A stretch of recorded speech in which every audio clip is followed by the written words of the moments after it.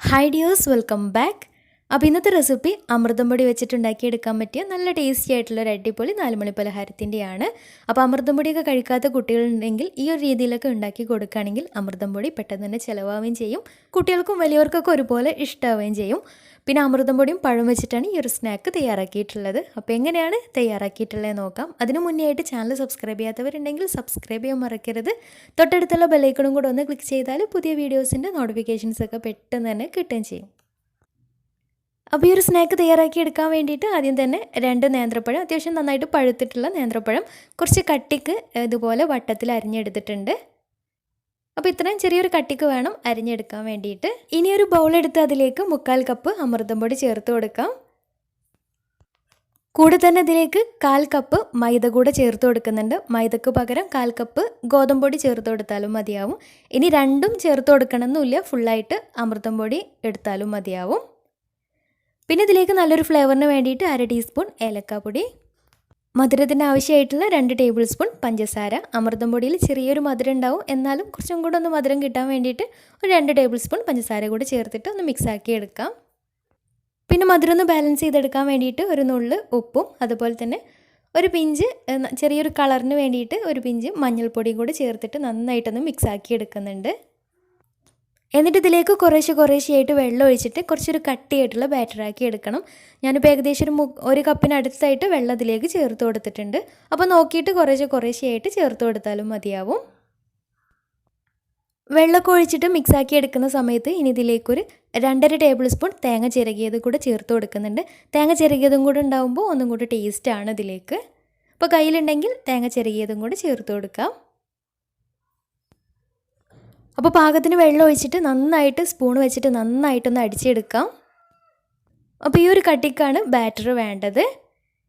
ഇനി ഇതിലേക്ക് നേരത്തെ കട്ട് ചെയ്ത് വെച്ചിട്ടുള്ള പഴം ഇതിലേക്ക് ചേർത്തിട്ട് നന്നായിട്ടൊന്ന് മിക്സാക്കി എടുക്കാം. മിക്സാക്കി എടുക്കുമ്പോൾ ശ്രദ്ധിച്ചിട്ട് വേണം മിക്സാക്കി എടുക്കാൻ വേണ്ടിയിട്ട്. പഴക്കായത് കാരണം ഉടഞ്ഞു പോവരുത്. പിന്നെ ഒന്ന് ക്രിസ്പി ആയിട്ട് വേണമെന്നുണ്ടെങ്കിൽ ഒരു 2 ടേബിൾ സ്പൂൺ അരിപ്പൊടി വേണമെങ്കിൽ ഇതിലേക്ക് ചേർത്ത് കൊടുക്കാം. അപ്പോൾ മാവ് റെഡി ആയിട്ടുണ്ട്. ഇനി ഇതൊന്ന് ഫ്രൈ ചെയ്തെടുക്കാം. ഫ്രൈ ചെയ്യുന്നത് എങ്ങനെയെന്ന് കാണിക്കാം. അപ്പോൾ അതിന് വേണ്ടിയിട്ട് പരന്നിട്ടുള്ള ഒരു നോൺ സ്റ്റിക്കിൻ്റെ പാന് സ്റ്റൗവിൽ വെച്ചിട്ടുണ്ട്. എന്നിട്ട് അതിലേക്ക് ഫ്രൈ ചെയ്യാൻ ആവശ്യമായിട്ടുള്ള ഓയിൽ ഒഴിച്ചു കൊടുക്കാം. ഓയിൽ നന്നായിട്ട് ചൂടായിട്ട് വന്നാൽ ഇനി ഓരോ സ്പൂണായിട്ട് നേരത്തെ റെഡിയാക്കി വെച്ചിട്ടുള്ള മാവ് ഇതിലേക്ക് ഒഴിച്ചു കൊടുക്കാം. ഒഴിച്ചു കൊടുക്കുന്ന സമയത്ത് ഓരോ പഴം മാവ് കവർ ചെയ്യുന്ന രീതിയിലായിട്ട് വേണം ഒഴിച്ചു കൊടുക്കാൻ വേണ്ടിയിട്ട്. കുറച്ചൊന്ന് വ്യത്യസ്തമായിട്ടുള്ളൊരു മിനി പഴംപൊരിയാണ്. പിന്നെ ഇതിൽ കൂടുതലും അമൃതം പൊടിയാണ് ചേർത്തിട്ടില്ലെങ്കിലും അമൃതം പൊടിൻ്റെ ടേസ്റ്റ് ഒന്നും വരുന്നില്ല, നല്ല ടേസ്റ്റാണ് കഴിക്കാനായിട്ട്. പിന്നെ നന്നായിട്ട് പഴംപൊരി പോലെ നന്നായിട്ട് പൊങ്ങിയൊക്കെ വരണമെന്നുണ്ടെങ്കിൽ കുറച്ച് ബേക്കിംഗ് സോഡ ചേർത്ത് കൊടുക്കുകയും ചെയ്യാം. പിന്നെ കുറച്ച് നേരത്തെ തന്നെ മാവൊക്കെ കൂട്ടി വെച്ചിട്ടാണെങ്കിൽ നല്ല പൊള്ളിച്ചിട്ട് നന്നായിട്ട് വരികയും ചെയ്യും. പിന്നെ ഹെൽത്തി ആയിക്കോട്ടെ എന്ന് വെച്ചിട്ട് ബേക്കിംഗ് സോഡ ഒന്നും ചേർത്തിട്ടില്ല, എന്നാലും അത്യാവശ്യം കഴിക്കാൻ കുഴപ്പമില്ലാണ്ട് പൊങ്ങിയിട്ടുമുണ്ട്, നല്ല ടേസ്റ്റുമാണ്.